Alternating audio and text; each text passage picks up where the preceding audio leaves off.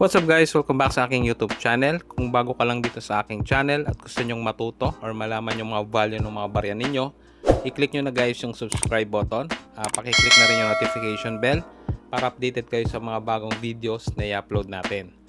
Ngayon guys, ang pag-uusapan natin ay itong 5 piso na 1975. So part po ito ng ang bagong lipunan series which is from 1975 to 1982. Itong mga ganitong barya. So, may mga ibang denomination din ito guys.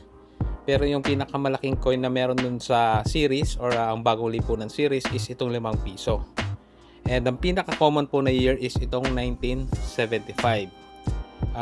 Noong mga 2021 po or mga 2020, itong mga ganitong barya is may mga bumibili pa po ng around 40 to 50 pesos kada isa. Nung time po na yon. Pero ngayon po, price update tayo ngayong 2026, medyo bibihira na lang po yung mga bumibili nito, especially yung ganitong year po, 1975. Ito po kasi yung pinaka common na year. Minsan po may mga nakikita ako nagpo-post nito na binebenta ng around 15 to 20 pesos, pero bibihira or halos wala pong bumibili. Ngayon maswerte na rin po kung may makita po talaga kayong bumibili nito. Pero yung value po kasi nito is hindi naman po ganun kataas. So wag din po kayong basta maniniwala.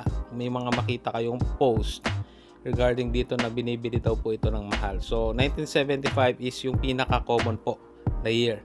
Meron din naman pong isang year which is yung 1977 na minsan po umaabot siya ng around 700 to 1,000 pesos. Medyo mahirap po kasing hanapin yung year na 1977. So yun po yung hanapin ninyo kung meron po kayong mga ganitong barya ng mga 5 piso na part ng ang bagong lipunan series.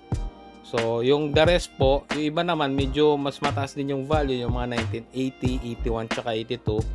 Pero ito pong 1975 is very common, no? Minsan po 15 to 20 pesos na lang binebenta, wala pang bumibili. So yun lang guys, no? Salamat po sa panonood dito sa ating video.